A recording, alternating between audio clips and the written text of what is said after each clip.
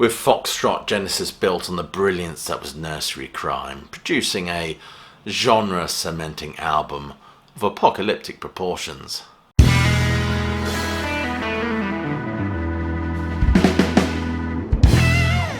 In my last video I stated that Nursery Crime could indeed be this band's best album, with its rampaging rushing foliage and decapitations. It was certainly their identity-sealing statement, and certainly the band capitalised on that momentum with their wonderful follow-up, which is Foxtrot. An album with its sidelong opus, of course, Supper's Ready, a track described by Chris Jones writing for the BBC as Apocalyptic Prog. But I'd like to explore just how genre-defining this album and this track was. Of course, Foxtrot was produced by David Hitchcock and recorded at Island Studios in London, August 1972. It is a striking album and time for this band, undoubtedly. We get songs that reference romantic poetry, at least second-generation romantic poetry. There are some Blakean references in Supper's Ready, Greek literature song suites about godlike entities overseeing our destiny, just to appeal to us sci-fi geeks. And that's even before we get to the point of Peter Gabriel cavorting about the stage in his wife's frock. And the mellotron, of course, makes a huge difference to the Genesis sound at this point. It was beautifully utilised on the Nursery Crime record. A mellotron that was, of course, acquired from King Crimson, which Hackett describes as the beast in his autobiography. But aside from those ethereal flutings, we got the jazz leanings and clatter of Phil Collins' drumming, as well as the baroque stylings of Hackett's guitar. A hymnal, churchy, pastoral music, beloved of geography teachers everywhere, as I quipped before. This album is a consolidation of all the promise shown on Nursery Crime, with its apocalyptic and classical vision harvested from the band's public school background. And not to mention, of course, the musical nous of Collins and Hackett. The first big difference is the production, which brings to the fore that chiming acoustic filigree, to quote Chris Jones once more, all up close and personal with a much more involving sonic palette. Whereas the production on Nursery Crime was described as a little bit murky. Do be sure to check out the wonderful video I've done on the Nursery Crime album. There's a card just up there. Supper's Ready is a lumpy yet exhilarating multi-voiced ride through the Book of Revelations and Greek myth, of course. And all that clever cloggery plays out against a backdrop of atomic war and nightmarish visions, attended by Gabriel stalking the stage like some malevolent begonia.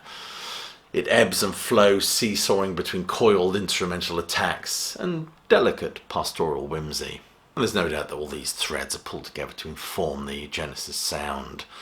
Classic Rock Review says that the album strikes a nice balance between jam-orientated progressive rock and theme-orientated art rock.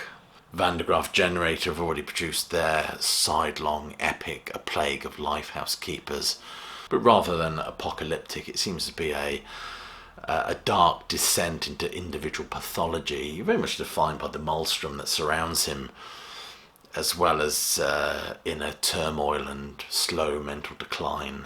And of course, let's not forget ELP released their Tankadillo album, which was just batshit bonkers. But there's something very unique about the tonal and atmospheric quality of Genesis, bringing together Bach, English romantic melancholy and classicism, all served with a healthy dollop of tweed and transvestism, which no doubt keeps us Brits happy. You have a winning formula here, I think.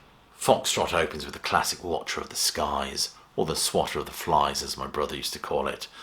And what an opener it is for an album and for a live set, with that pulsating lights, costume, a number which references Keats' poem On First Looking into Chapman's Homer, from where the title, of course, is taken. The mellotron very much sets the scene here with those minor chords evoking a sense of menace, and that staccato rhythm and mournful guitars described by Chris Welch as a war chant of despair. This track, with its overtones of Gustav Holst's Mars from the Planet Suite, is a standout moment for this album.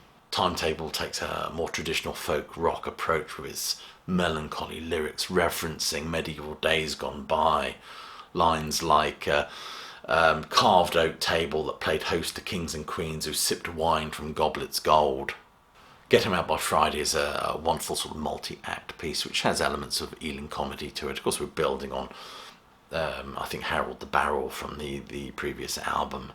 We see those who suffer under the enforced guidelines of genetic control, where all the tenants are restricted to being under 4 feet tall in order to fit twice as many tenants in the same building. Kind of reminds me of that Tony Hancock sketch.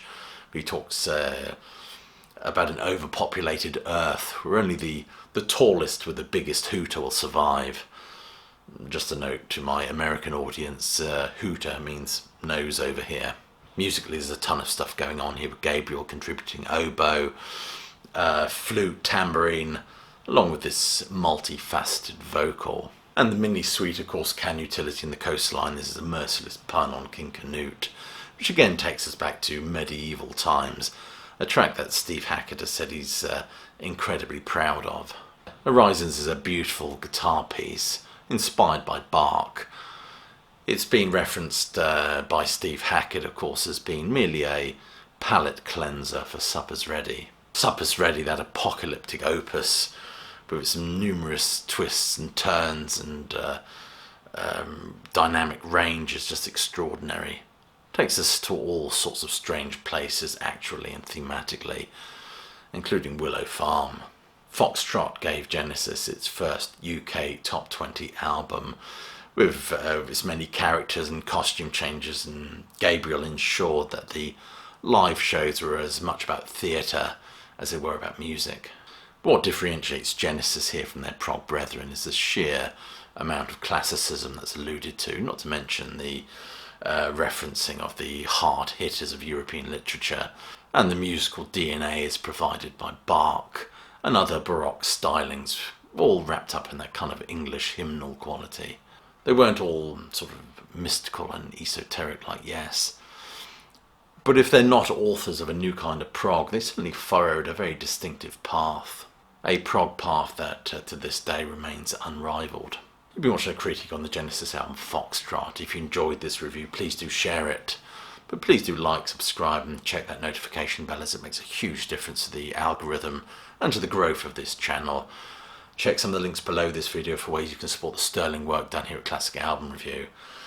Other than that, I urge you to check out my other videos, and I leave you with my closing salvo, which is, as you know, hope you're well, you're staying safe, and more importantly, that you keep listening.